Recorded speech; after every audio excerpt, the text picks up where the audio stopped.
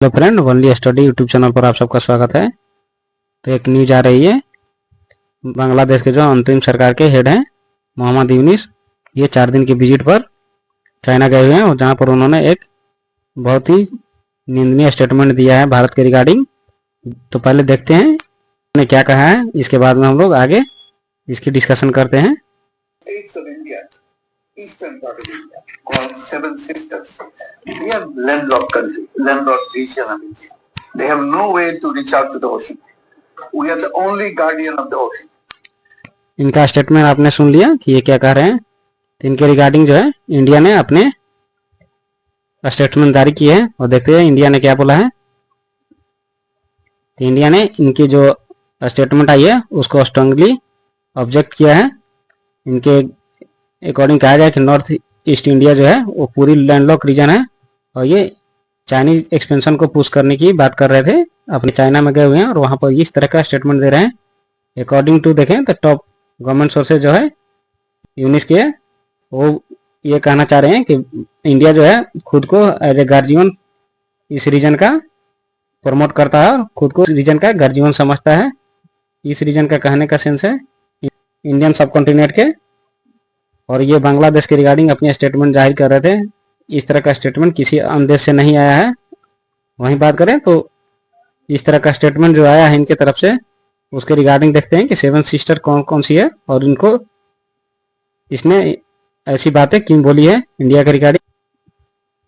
तो ये हमारी रही है 7 सिस्टर्स, जिसमें अरुणाचल प्रदेश, नागालैंड, मणिपुर, मिजोरम, त्रिपुरा, मेघालय और असम स्टेट्स आती हैं। और हमारा जो इंडिया का कनेक्शन होता है नॉर्थ ईस्ट स्टेट से, ये चिकन नेक कॉरिडोर और जिसे सिलीगुड़ी कॉरिडोर भी कहते हैं, इसके थ्रू होती है। या दूसरा होता है ये समुद्री रूट से ही इंडिया अपने 7 स्टेट्स में जा सकती है।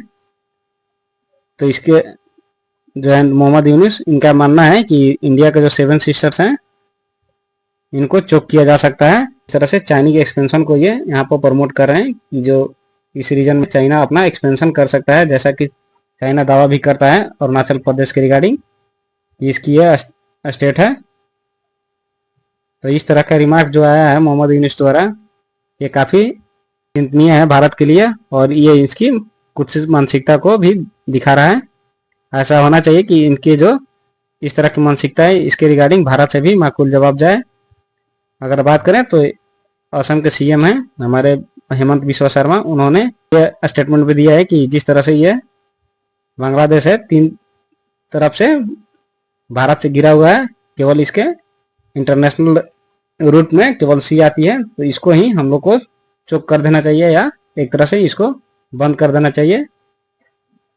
अगर इस तरह से देखें तो ये जो इस रीजन में है, इंडिया के रीजन में काफ़ी अनस्टेबिलिटी आ सकती है। और हालांकि इस तरह के किसी भी दबाव को भारत झेलता नहीं है और ना ही भारतीय इसे एक्सेप्ट करते हैं। बांग्लादेशी जो है हमेशा भूल जाते हैं कि 1971 में जो है भारत ने इनको आज़ादी दिलाई थी और किस तरह से इनको आज़ादी दिलाने के चक्कर में मुक्ति वाहिनी और भारत सरकार पूरे विश्व से एक तरह से दुश्मनी मोल ले ली थी। ये मोहम्मद यूनिस की बात की जाए तो ये इनकी कुत्सित मानसिकता इस तरह से दिखाती है कि ये हमेशा से ही भारत विरोध का नारा बुलंद करते आ रहे हैं। उसके साथ साथ ये हिंदुओं को जो वहाँ पर प्रताड़ना हो रही है बांग्लादेश में, इसको भी रोकने में असमर्थ हुए हैं। इस तरह के जो इनके द्वारा सरकार बनाई गई है, जो अंतरिम सरकार है, इस तरह की कोई भी संविधान में इनके बांग्लादेश में प्रावधान नहीं है। फिर भी ये एक तरह से बोला जाए तो ये तानाशाही रवैया अपनाए हुए हैं।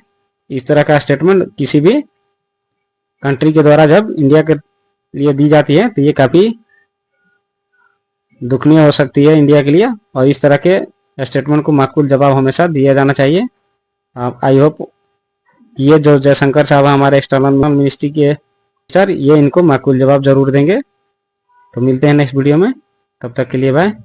बने रहिए और देखते रहिए ओनली स्टडी यूट्यूब चैनल।